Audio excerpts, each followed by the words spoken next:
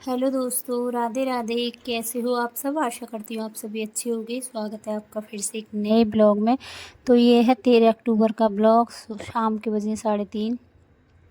तो बस अब तैयारी कर लेते हैं। हमारे यहाँ पर अहोई अष्टमी दीवार पर बनाई जाती है। तो पहले मैंने दीवार पर खड़िया आती है जो सफ़ेद रंग की, उससे थोड़ा सा पेंट किया है और अच्छे से नहीं हो पाई है। देख सकते हो आप, ज़्यादा साफ़ सुथरी दीवार नहीं हो पाई है। जैसी भी थी, बस जो पिछली वाली अहोई अष्टमी होती है उसको हटाना होता है, नई अहोई अष्टमी बनानी होती है। तो यहाँ मिक्कू भी बैठा हुआ है और इसको लग रहा है कि मैं पूजा में कुछ करूँगी या टीका करूँगी। तो ये अहोई अष्टमी बनाई जाती है गेरू से, तो उसको टीका करवाना है। लेकिन टीका नहीं होगा, मैं बनाऊँगी गेरू से अहोई अष्टमी। लेकिन उसको बनवाना था माथे पर टीका, तो वो इशारा कर रहा है कि यहाँ बना दो। इशारे ही करता है, अभी यहाँ बना दो। तो माथे पर उसको फिर मैंने पूजा का जो टीका होता है रोली का वो लगाया। उसके बाद वो खेलने लग गया और यहाँ मैं बना लेती हूँ। अहोई अष्टमी माता का जो चित्र बनाया जाता है वो हमारे यहाँ पर दीवार पर ही बनाया जाता है। और मुझे इतने अच्छे से बनाना नहीं आता है, जैसा भी आता है वैसा बना लूँगी। पहले से ही नहीं आता इतना अच्छे से बनाना। तो जैसे भी कहते हैं, आस्था होनी चाहिए, जैसा आएगा वैसा मैं यहाँ पर बना लूँगी। तो देख सकते हो, ये मैंने अहोई अष्टमी माता का जो चित्र है वो बना लिया है।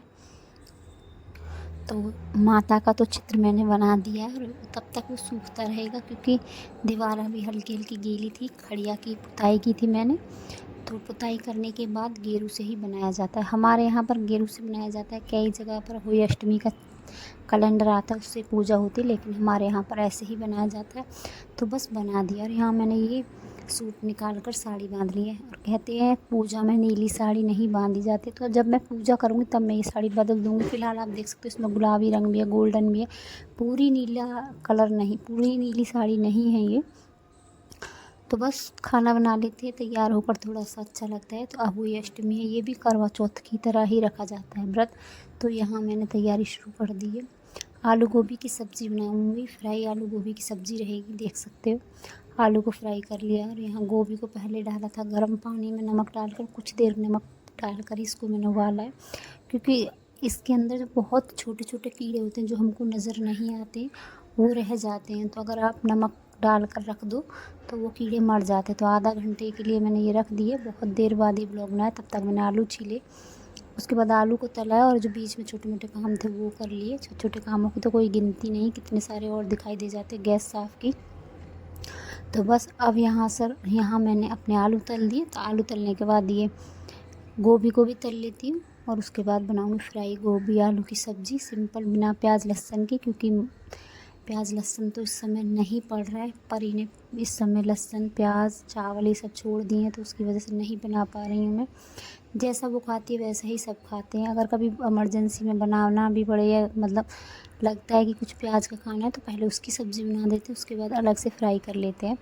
लेकिन कोशिश यही रहती है कि कुछ भी सब्ज़ी प्याज लहसुन में ना बनानी पड़े। कार्तिक का महीना चल रहा है, बहुत ही पावन महीना है। और पूजा पाठ की सब्ज़ी तो वैसे भी बिना प्याज लहसुन की ही बनाई जाती है। तो बस यहाँ उसी कढ़ाई में थोड़ा जीरा डाला, उसमें टमाटर, हरी मिर्च, अदरक थोड़ा सा, और बस वही बेसिक से मसाले, सिंपल थोड़ी चटपटी सब्ज़ी बनाऊँगी। और दीपावली की भी सफाई साथ साथ चल रही है। सुबह से उस सफाई में लगी हुई थी। उसके बाद 12 बजे के बाद वापस से नहा कर आई हूँ। नहाकर फिर मैंने साड़ी पहन ली, तब लगी हूँ मैं अपने खाना बनाने के कामों में। क्योंकि सफाई भी देखनी पड़ती है। सफाई का समय, ज़्यादा समय नहीं रह गया है दीपावली को।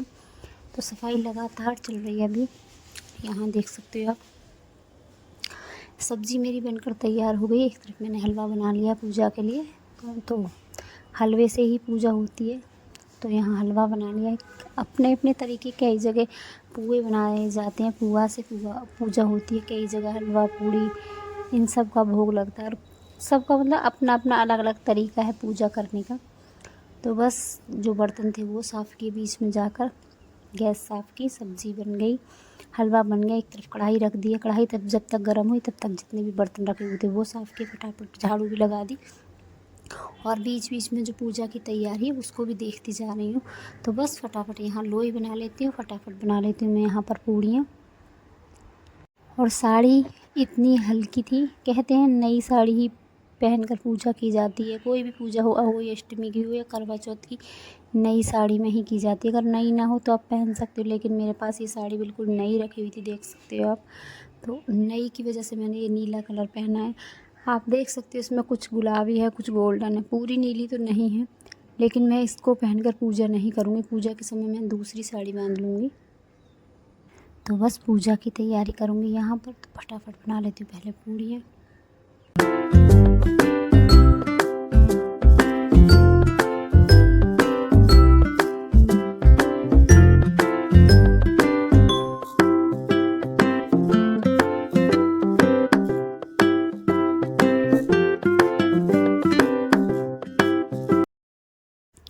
तो बस पूजा की तैयारी पूरी हो चुकी है, खाना बना कर रख दिया है और यहाँ मैं तैयार भी हो चुकी हूँ। तैयारी भी मैंने पूरी कर ली है, थाली लगा ली है पूजा की, साथ में देख सकते हो आप धूप दीप की प्लेट लगा ली है।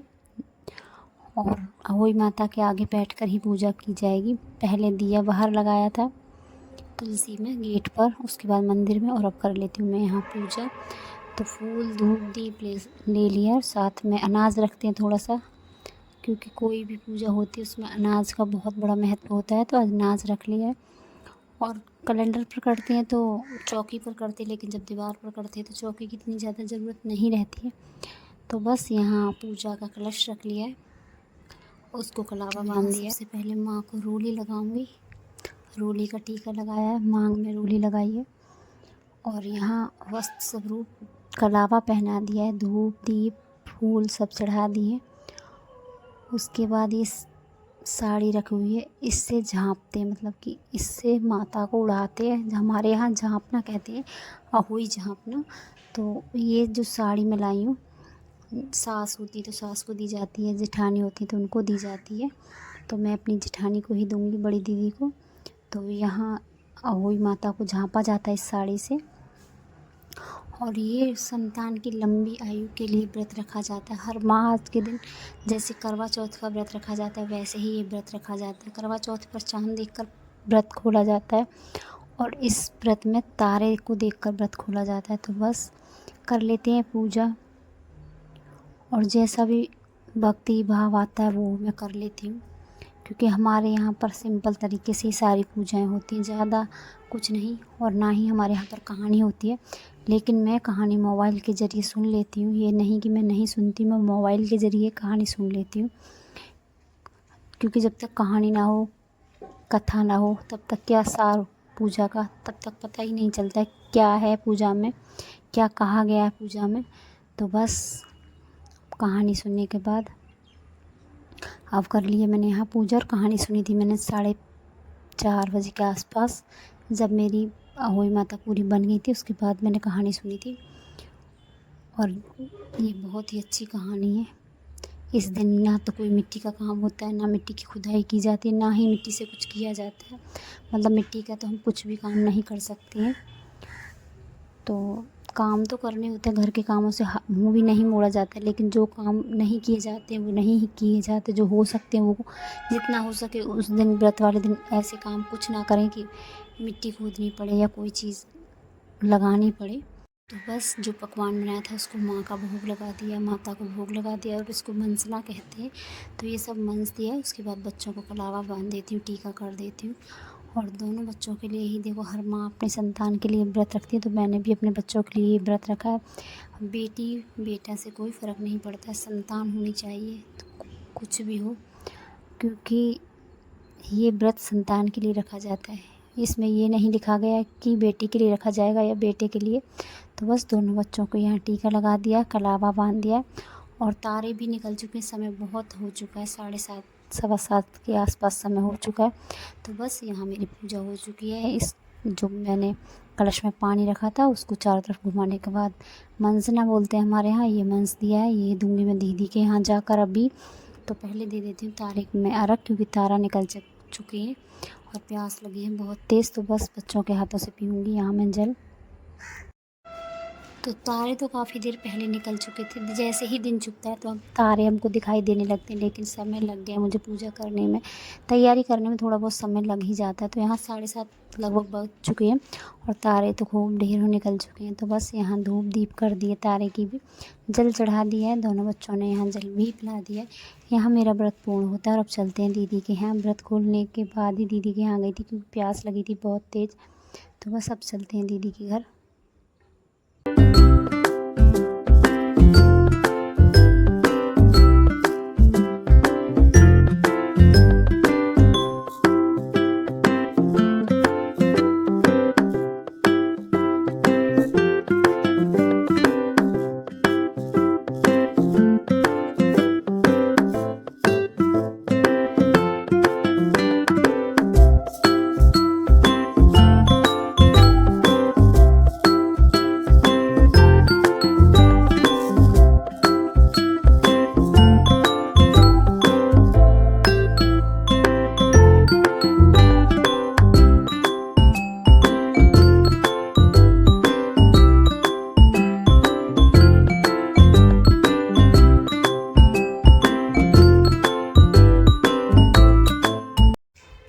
बस यहाँ दीदी का आशीर्वाद ले लेते हैं और उनको दे देते हैं ये बायना।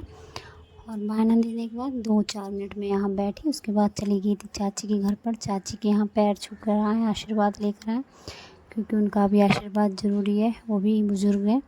तो चलो चलते हैं चाची के घर पर। मैं जल्दी ही घर चली गई थी वापस, क्योंकि खाना बाकी है। तो उज्ज्वल के पापा घर पर बैठे हुए हैं, तो मुझे आज उज्ज्वल ही लेकर आया। पहली बार उज्ज्वल के साथ मैं कहीं पर घर से बाहर निकली हूँ।